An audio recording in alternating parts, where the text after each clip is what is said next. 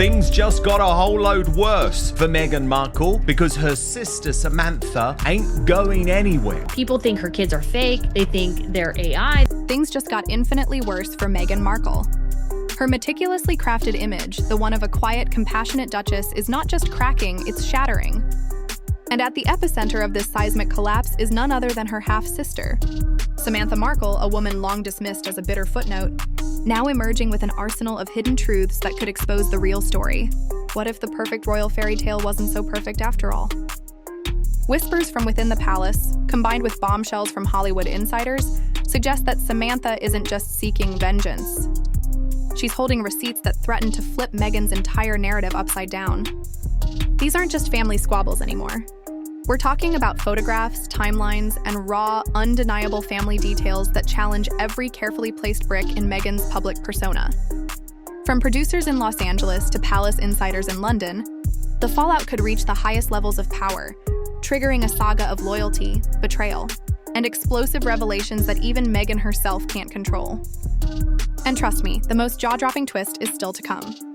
She delivered it like an actress delivered it, and Oprah responded going, wow. In my opinion, she would still be a waitress if it wasn't for Dad. For years, Samantha Markle has been cast as the shadowy figure in Meghan's glittering ascent, a character relegated to the background, often described as bitter, jealous, or irrelevant. But insiders now claim that image was far too simplistic, and crucially, far too convenient. Sources reveal that Samantha, now in her early 60s, and grappling with significant health struggles, has been quietly, methodically, collecting details for years. Old family photographs, poignant school memories, shared milestones, even private correspondence, all directly contradict the pristine picture Meghan has painted of her childhood. Those close to Samantha suggest this wasn't mere resentment. It was a deliberate, long-term effort to safeguard the truth, a quiet understanding that her half-sister's inevitable global fame would one day drag their family into the unforgiving spotlight. While Meghan's narrative unfolded on Oprah's polished stage and in Netflix's glossy productions, Samantha remained in the wings, reportedly feeling erased, vilified, and cast as an opportunistic relative. She was patient, waiting for the precise moment to challenge the world's perception, to step forward with what she believes is undeniable evidence.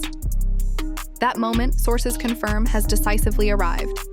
The woman once casually dismissed as background noise has suddenly become a central player in a royal-adjacent drama that feels less like a family dispute and more like a high-stakes Hollywood thriller.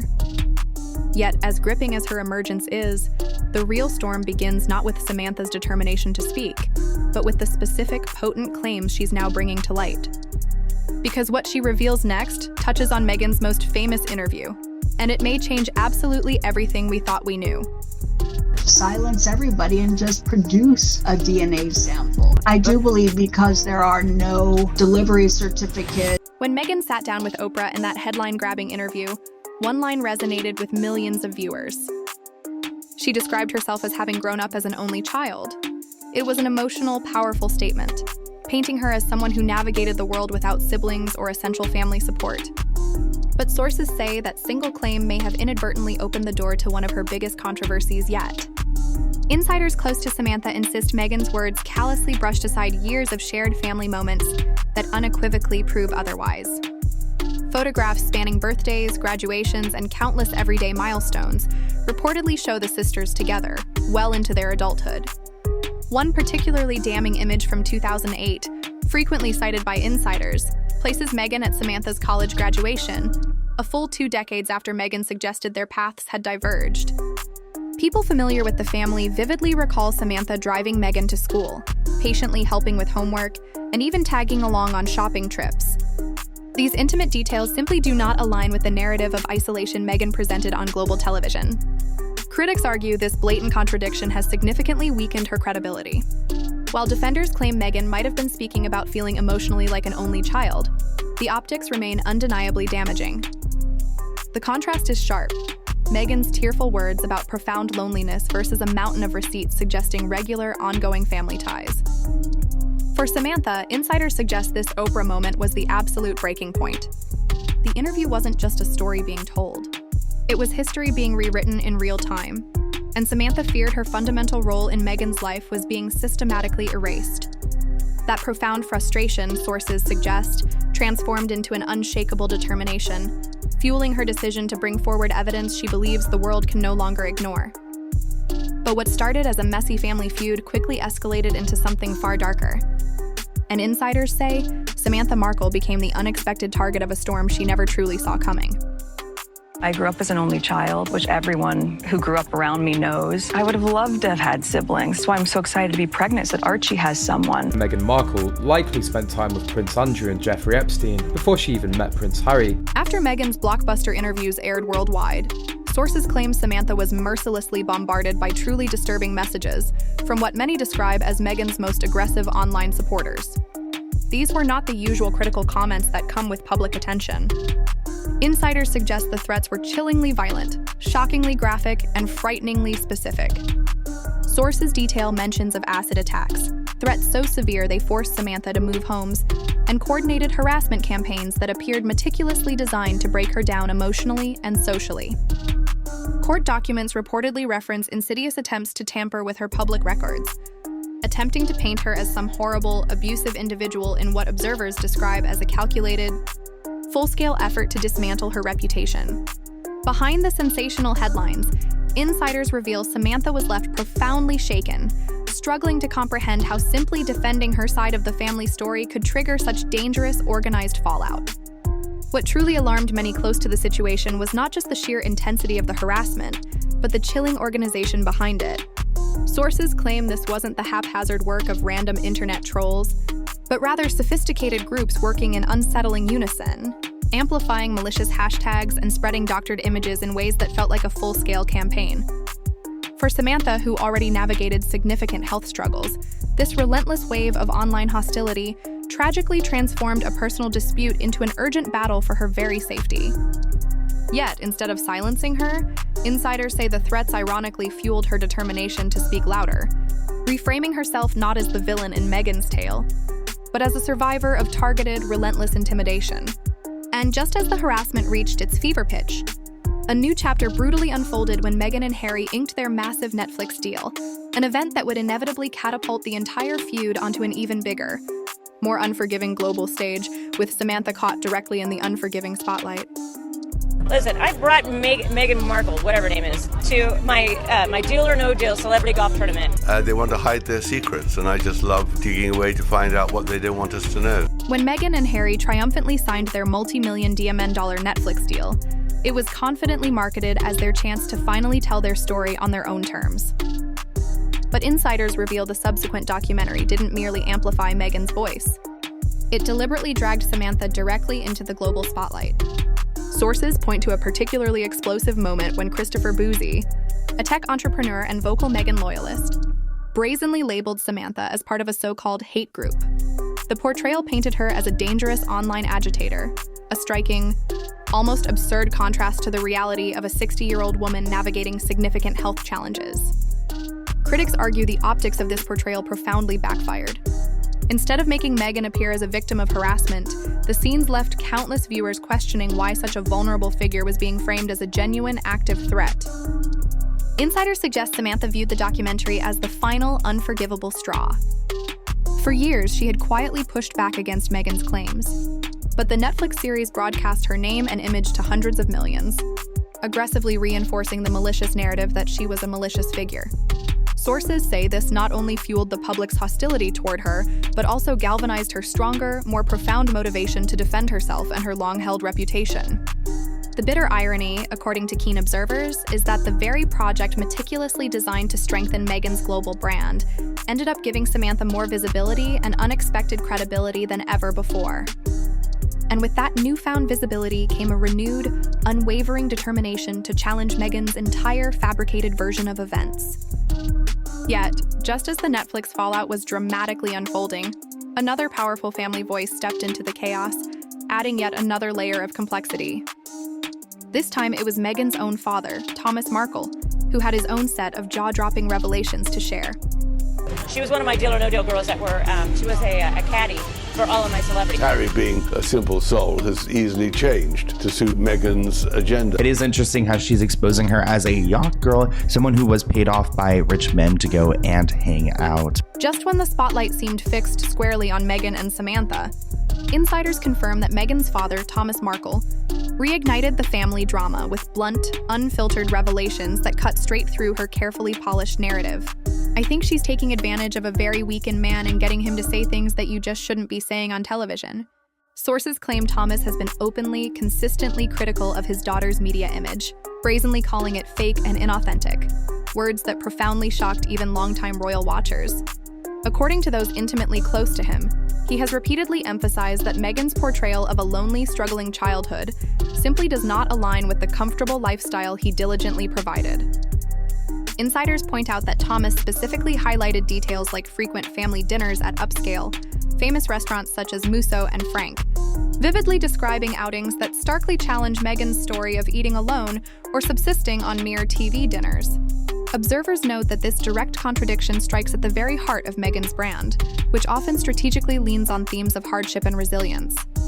Critics argue that if Thomas's version of events is accurate, it strongly suggests her public image has been meticulously, strategically curated rather than authentically lived. While supporters counter that Meghan's emotional truth may still hold weight, the undeniable clash of perspectives has profoundly deepened the public's fascination with her complex family divide. For Samantha, insiders suggest Thomas's words deeply validated her long-standing claims, bolstering the sense that Meghan's narrative has left key family members deliberately erased or egregiously distorted.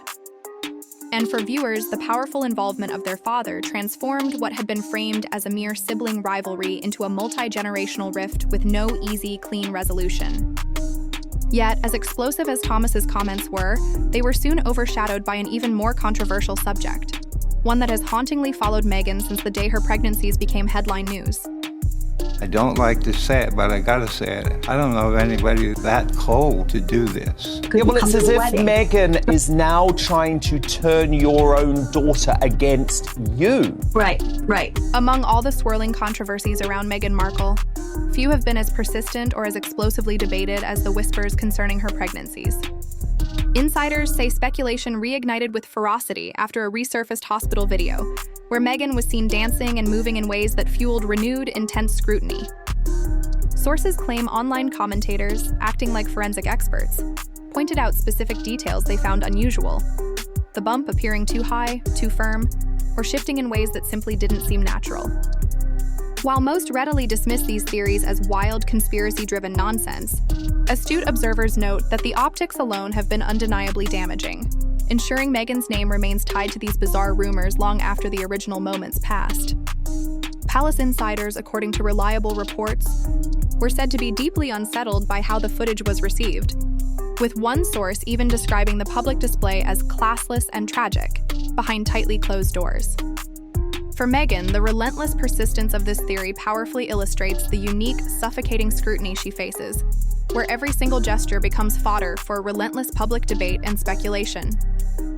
I'll tell you why. What she told the royal family, what she told Harry, wouldn't have jived, wouldn't have been consistent with the truth. You were paying multi-million-dollar PR firms to tell your story the way you controlled it, the way you wanted it told, while you also disparaged and silenced others. But for her critics, insiders suggest the conspiracy served as a symbolic confirmation of a larger, insidious theme, that Meghan meticulously curates her image, sometimes to extremes that inevitably invite widespread skepticism. Whether these unsettling rumors hold any truth or not, the controversy added yet another damaging layer to Samantha's ongoing narrative, powerfully reinforcing claims that Meghan's public persona often veers far from reality. And just as the pregnancy conspiracy chatter dominated online spaces, another insidious narrative began to build, this time across the Atlantic. Whispers from Hollywood executives began to reveal that Meghan's brand might not be as untouchable as it once appeared.